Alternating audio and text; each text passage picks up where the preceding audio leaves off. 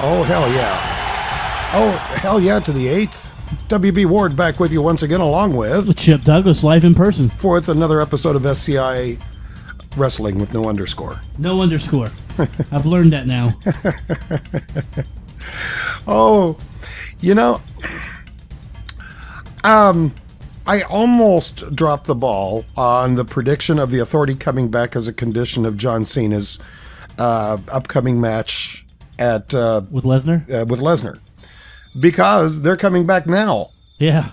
Man, I don't know. What a horrible way to end that It was. It was an otherwise great show, and man, you talk about ending on a down note. I mean, that was just. Anyway, we can get into that more in depth here in just a moment. I did something this week that I have never done before. What's that? I watched all of WrestleMania 30. Really? And I've watched all the highlights up to now, so right. I was well aware of the guy with the bug eyes by the ringside when Lesnar ended the streak. Yeah, and all the highlights of it. But I didn't realize how poorly produced that show really was. Yeah, it was just awful. It was an awfully produced show for it to be a pay-per-view and WrestleMania on top of that. Right? Why in the world did they choose the order of matches as they did? I mean, they had, by the time Lesnar and Taker had their match, it was only halfway through the show. Right. That should close the show. Yeah. There was nothing that happened after that was interesting. Absolutely nothing whatsoever. Well, Bryan win the title. Well, yeah, of course. Yeah. That bright moment. Okay. I can't let that go. Yeah. That was indeed a great way to end the show. However, the Lesnar Taker match needed to be much deeper into it. Oh, absolutely. Much deeper. They started off strong, but that was their problem. Also, did you notice, if you can remember back that far, since we're almost a year after the fact, they really did not go out of the way for big, grand entrances. I mean, they had a couple of them, like, Triple H had a really great entrance and stuff like that. Not like they normally do. Yeah, John Cena, he just came out and ran to the ring. Yeah, just like he always does. That was it. Anyway, enough of my bitching. Time to go ahead and move onward and upward. So let me push this button right here. We'll get this show a rocking and a rolling. Yes. Countdown, Lurch. 10, 9, yes. 8, 7, do it. 6, go for it. 5, 4, get down. 3, with your 2, funky self. 1, 0. Yeah. What time is it, kids? Oh! Once again, it's brought to you by our favorite Twitterers of WE Creative Humor. And this has, you brought it up earlier about the Authority. Yeah. So this tweet week is about the Authority. The Authority is back. Yeah. Hope you like 20-minute promos. Yes. Oh my God. You remember here a while back when I timed one of the matches, or excuse me, one of the Raws, took out all of the commercial and the promotional, and they only left us with 45 minutes of wrestling out of a 3-hour show. Yeah.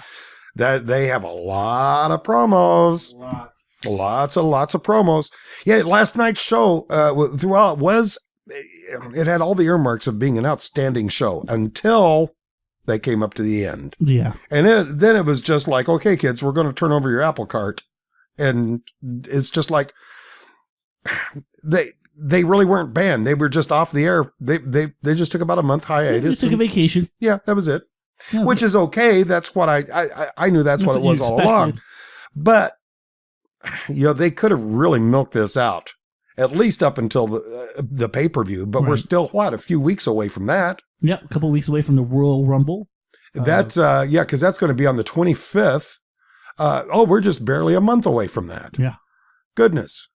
Yeah, that's going to leave 4 weeks leading up to that they could have really been doing some good build. Right. I'm really impressed with some of the builds that they are doing on the show. What are some of the upcoming matches that you've seen that is coming up? Of course, the World Heavyweight title. Yes. Is going to be on the line with John Cena versus Brock Lesnar for the 4th time. Uh-huh. And then of course, the big Royal Rumble match itself. I think the highlight of the show, which is one of the highlights of the past couple weeks of wrestling, is Daniel Bryan coming out saying he's returning to the Royal Rumble. Yes. Yes. I thought that was a great segment. Absolutely brilliant. Daniel Bryan came across really well. He got the sympathy from the crowd very easily. And then for him to get the pop after he announced that he's not done, I thought he did that really well. Yeah, I thought he did. I can't say I was necessarily fooled. No, I knew what the speech was going. I mean, But Mark Henry fooled me, but yeah, sorry, Daniel. Yeah, Daniel wasn't as good as Mark Henry was when he pulled his little shtick. Right. But on this one, in this case, though, he did do it well. At least the audience played their part really well. Right. So to that extent, it went over pretty darn good. So that is pretty cool. Now, you know how WWE Creative loves to go back to the well. Right. I really enjoyed watching the Legion of Doom again last night. Who? The Ascension. Oh. That's just a reincarnation of Legion of Doom. No. Which is okay. I mean, all they needed were to have the spikes on their shoulder pads. Right. That's really all that they needed. I was thinking they're like a copy of Demolition. Okay. Do you remember them? Yes, I do remember them. I could go with a copy of that. Because the Road Warriors actually got pops every time. Because now, even to this day, they term the phrase Road Warriors pop. Because whenever that music hit for Road Warriors, it was a pop every time. Oh yeah. So whenever someone gets a big pop, they say, "Oh man, that was almost Road Warriors pop style." Oh yeah, yeah. But see, I want to keep going with the Legion of Doom comparison because I was just sitting here thinking, "Oh God, I want to see Sonny. Oh my Lord, I want to see Sonny. I want to see Sonny so bad." That would have been nice to have seen her come out. But what do you think of them? Now, I've watched them on NXT, so I know quite a bit about them. Oh. Yes. Okay. Well, actually, I was rather impressed with her performance. Okay. With her performance last night. I was okay with it. I don't think it was the most stellar performance of any tag team that I've ever seen. Right. But I thought for their debut, I thought it was a very, very good showing. My hat's off to Miz and Mizdow for lending them the talent necessary to make them look good. Right. Had it not been for them, I might not have been as impressed. Now, in the whole tag team aspect, the Usos won the titles back, didn't they, last night? Yes, they did. Okay, I thought so. Yes, they did. And again, I'm going to have to hats off to Creative. They managed to resurrect, for the time being, anyway, the apparent marital discord with Naomi. And, whichever Uso it is. Yeah, whichever one it is. They seem to have made their amends last night. Now, hopefully they're going to keep that up. But you know what my biggest problem with that is? What's that? They're already running an ill relationship routine. They're already doing that with Natalya and Tyson. And Tyson, yeah. So, I mean, it just seems a bit crowded on the same show to have virtually the same gimmick running with two different tag teams. Right. I mean, I always loved the tag team division. It was one of my favorite things to watch growing up. Huge Steiner's fan, Hart Foundation, even I remember Demolition, the British Bulldogs. Later on you got Harlem Heat, Outsiders, New Age Outlaws. Tag team division to me was always a staple to professional wrestling that got lost. And I'm not really for sure why that was. And I see them slowly but surely bringing back some form of tag team division. But what's really interesting to me is with all the tag teams that were in the past, there was always one main guy or one guy that would spin off and become a star most of the time. But now these days, I look at these tag teams, I'm like, which one of the Usos would really be a main event player? None of them. No, that's a good point. That is a good point. I mean, Mizdow, I actually think Damian Sandow could do something, but yes, and I think too with the Wyatt family, I think it was quite clear they were trying to groom all three of them to be respective headliners. Who? The Wyatt family. Oh yeah. I think they were grooming all three simultaneously. Eric Rowan fell flat really quickly. He did. That was bad. It's bad. What do you think went wrong there? He's not good talent. Well, I mean, besides the fact. I mean, he's just he would be perfect as in a group. He's perfect in the group because he's a big guy. He doesn't have to talk. He just shows up and wrestles, and he did that pretty well for a while there. But Luke Harper was always the star whenever he used to tag team. Once again, my theory of back in the day, tag teams, they had that one breakout guy. Luke Harper was that. Eric Rowan just doesn't have charisma. Whenever he walks out, it's just like he's just nothing. there. Yeah. He's just there. Yeah, he's a wall plant. Exactly. That's all he is. Yeah, pretty much. Yeah, I would tend to agree with that.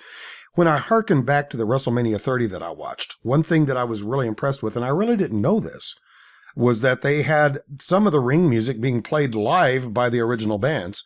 One of which was the theme music for the Wyatt family when they came out. And that was pretty awesome. The group did a really good job, even though half of it was on a backing track. All right. I did pick up on that. The parts of it. And they didn't have your cowbell in it. No, they didn't have my cowbell. By golly, it needs more cowbell. But it was still kind of fun to watch. And also watching the Wyatt family back in their original incarnation, as they originally appeared, I really felt the old feelings that you and I both had of saying, hey, they are going to be the next big thing. They're not so much anymore, because last night when Bray Wyatt came on screen doing the standard black screen promo, right, I just started changing channels. It doesn't have the same effect. He's still a good promo, but after a while, it's like an Ultimate Warrior promo now. It's all the same thing over and over and over, and he makes so little sense of any sense that he's making whatsoever. Yeah. And it makes where what he's saying is just not interesting enough to try to focus in on his message. I have more fun listening to Ambrose. Oh, I think Ambrose is great too. Ambrose at least has the ability to carry on a cohesive sentence. Right. To a certain degree. To a greater degree, I should say. He at least does have that. Now, there was something that was outstanding in last night's show. Besides Daniel Bryan? And I'll be damned if I can remember what it was. I say besides Daniel Bryan? Yeah, besides Daniel Bryan. Okay. There was something, oh gosh, and maybe I knew I should have wrote that down as soon as I saw that. It was on early on in the show. I only watched the Hulu version, so okay, it might not have been a part of it. Oh, that blows it for me. Okay, that's it. I'm going back onto my Haley's MO. What's that? It's old people's medicine. Oh. it keeps I wouldn't know. Yeah, it keeps our joints lubricated and our mind flowing free, among other things. Oh gosh, I hate that. It'll probably come to me like 2 hours from now. I'll go, oh yeah, I should have said that. Yeah. Now, what did you think about Brock Lesnar last night, though? He just did not look like he wanted to be there. He didn't. He needed to be there. I was glad he was there. He needs to be making some appearances, by golly. I mean, geez, it's nice to know that he can show up once in a while. Now, did you hear about the rumors about him going back to UFC? Yes, I heard that. And I imagine Vince McMahon is about to get pissed because he's getting ready to lose somebody else to it. Right before WrestleMania, too. His contract expires right before WrestleMania. Now, I'm wondering what is going to happen if he winds up getting injured doing that before WrestleMania comes around. Oh, there's no way. That can't happen.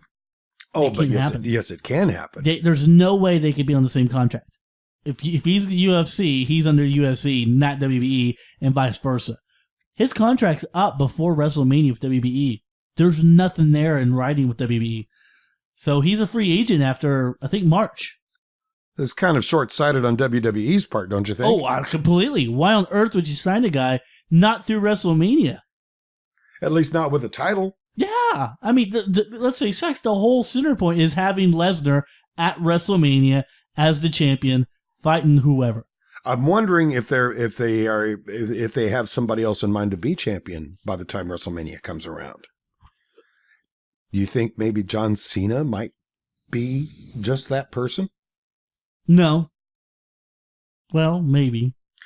I know. Oh, should we open up the Pandora's box and say, could it be a possible heel turn? And he be the corporate champion going into WrestleMania? If he does become the champion, him turning heel would be the only way it could happen. Thank you. That to me is the only way it makes sense.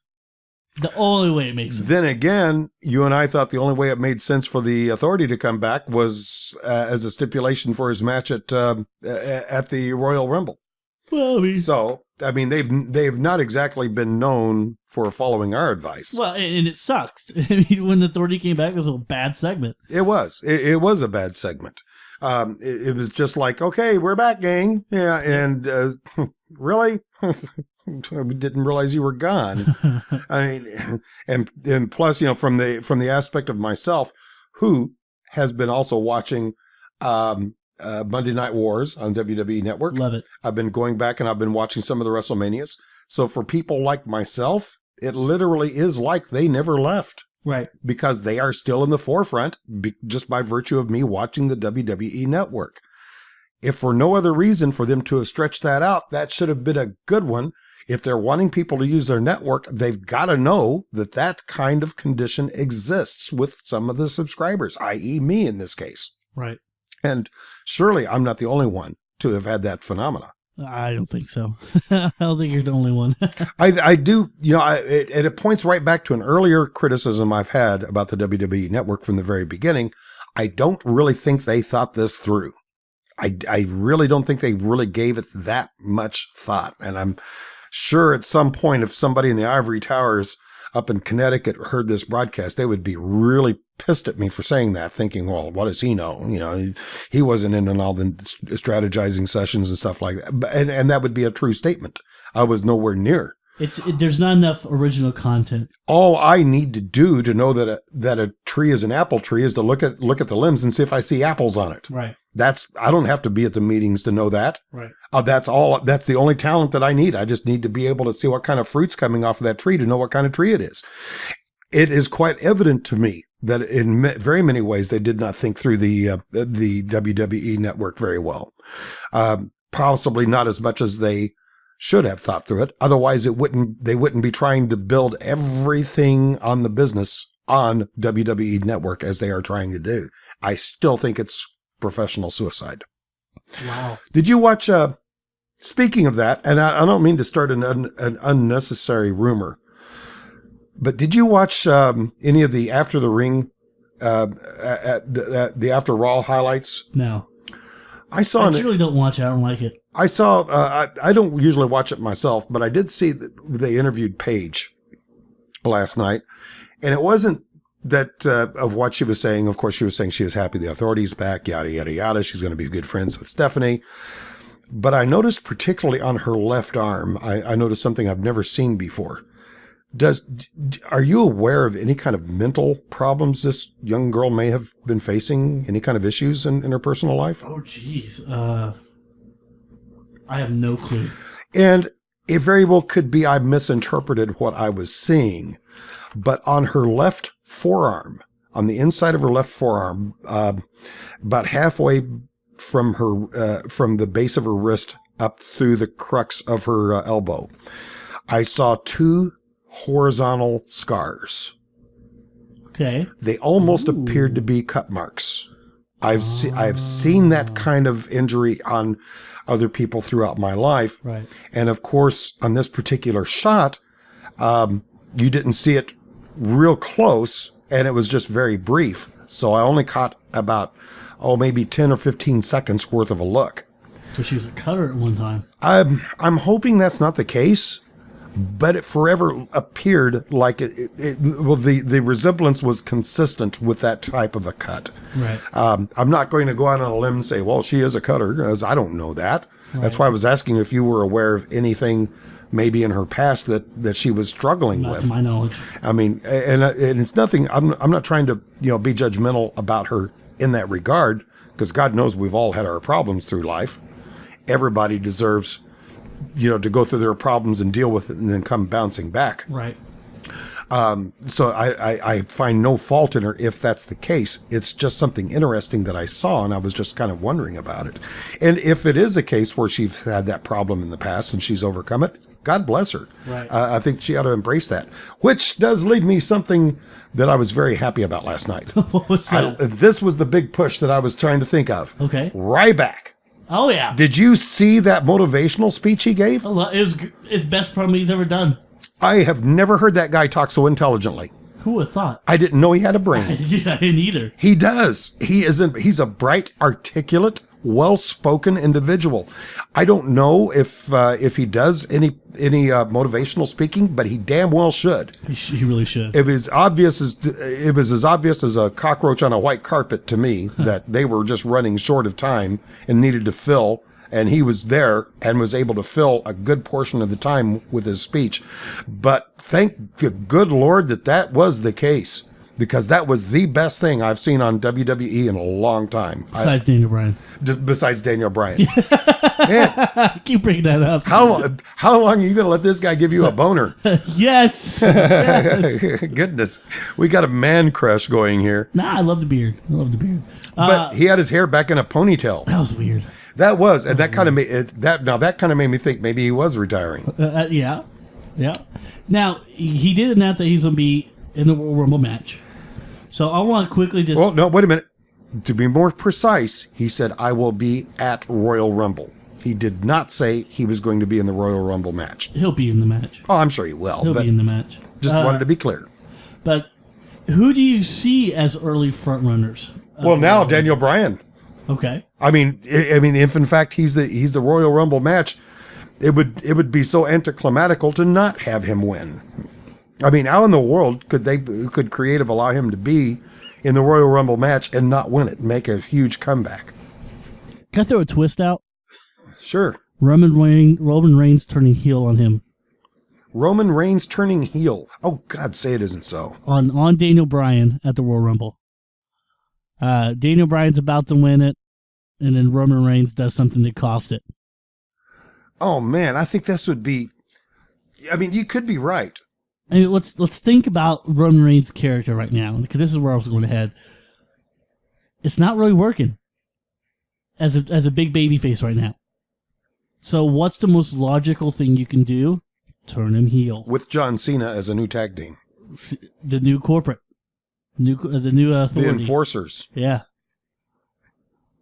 Because everybody they have right now, the only person they really have that's good is Big Show. Well, Seth Rollins. Yeah. I think they'd do away with Big Show, and they'd have Cena, Rollins, and Roman Reigns right there. Boom. I think I'd make a good show. Yeah. Yeah. And I think that would be just controversial enough that it would work. Yep, I agree. Because then you'd have the Roman Reigns, Dean Ambrose feud to go. You could push Dolph Ziggler in that main event picture, see what he can do against those guys. I mean, there's a lot of ways you can go. In your line of thinking, I'm seeing some similarities, harken back to the day when Hulk Hogan turned heel. Right, NWO.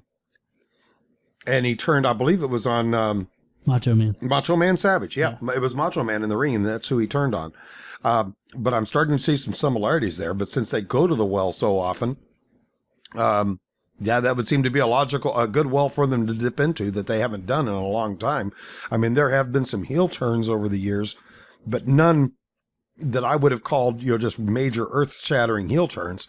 Most of the heel turns they've done over and over. I mean, my God, how many times has Randy Orton been a face? Oh, I hate it. Yeah, I mean and when they should turn them heel or babyface, they don't. That guy's done more turnovers than a French pastry chef. Oh my gosh. Who else? That's a good line. A lot? Huh? That's a good line. Well, write it down. Done more turnovers than a French pastry chef. I like that. I'm going to send that up to the king. I'm trying to think of some other ones that have done a lot. Big Show does it all the time. Big Show does it all the time. He flips out all over the place. I hate it. Yeah, so there's been a lot of turns, but there's not been any one that was just a real earth-shattering flip. Well, I mean, when the John Cena flip would be earth-shattering. It would change the whole landscape of wrestling, just like when Hogan did it. That put WCW on the map, as when Hogan turned heel. Can he come back from it, though? Who? Cena? Yeah. Well, to be truthfully honest, I think he'll probably get more cheers as a heel than he does as a babyface. More than likely. But, I mean, it was the same thing with Hogan. I mean, you knew that he was a heel, but heck, NWO was over. They sold merchandise. You would still sell Cena merchandise. How do you feel that they would do with the PR problem that they would create with the Make-A-Wish Foundation? I think it could still be a part of it.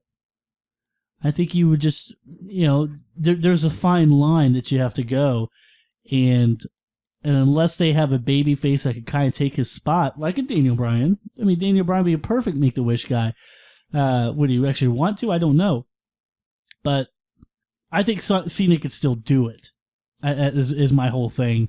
There's an opportunity there where you can say, hey, real life, I really care. This isn't reality. This is a show. One other thing that I noticed last night about John Cena's, not John Cena, I mean Daniel Bryan's speech. He said some things in there that kind of concerned me. Because this was something that he came up with. This was nothing written by WWE Creative. I firmly believe that this is something that was just right out of his heart. Of course, I was aware of his marriage. He brought that up. I was not aware that his dad had passed away. Yeah, I knew that. And he was not able to be with his dad because he was working so hard in wrestling. Right. And what concerned me was his devotion to the art of professional wrestling. However admirable it may be, I'm wondering if he's really aware of the price he may wind up having to pay for that kind of devotion. Now, one advantage that he has is that his wife is also involved in the same industry, so at least he does have some spousal support there.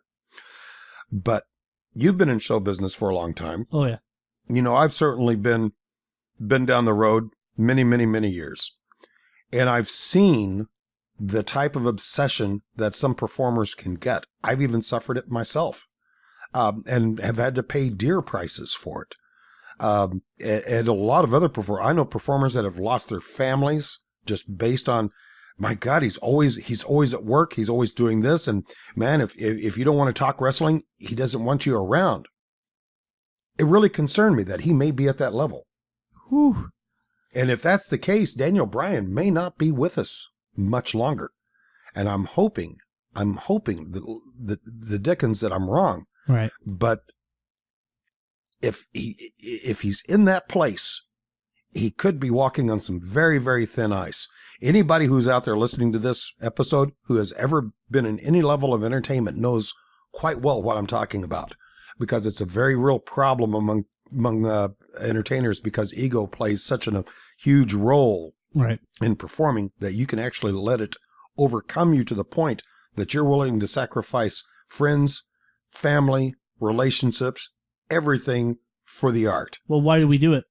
I don't know. The high. It makes no sense at all. Well, yes, it is definitely a high. I remember, I'll give you a personal example. Years ago, I was performing for a major show. I came off backstage in an arena, got a phone call, and found out my father had passed away. Oh, man. I had no clue where he was because I hadn't seen him for years. Within a few days, of course, we were burying my father. Right. That night, I was going back on stage in that same arena. Wow. And I had to be at the show and be on time, and I did it without batting an eye. Wow. And lest anybody, I hope nobody ever pats me on the back for going, oh, gee, you're so devoted, because I got to tell you, not taking that time off to mourn is something that I regret to this day. Right. To this day, I regret that.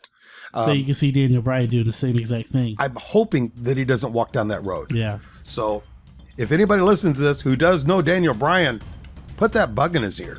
It may be something that he needs to hear. And he very well I would love to know if someone listens to our show that knows Daniel Bryan. To be that honest would with be you. cool. That'd be cool. And just so Daniel Bryan can call me up to tell me to mind my own flipping business.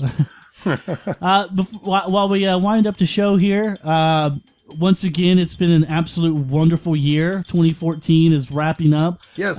So this will be our last show for the year. So 2015's on its way. I'm in tears. We expect big things from SCI Wrestling in 2015, and it's always a privilege, and we'll wish everyone a safe new year. And this, we're ending this as being show number 81. 81. So 100 will be next year. 100, our 100th show will be Big coming show. up It'll be a big within show. about 19 weeks. Yeah. So well, join us next week right here on this program we call SCI.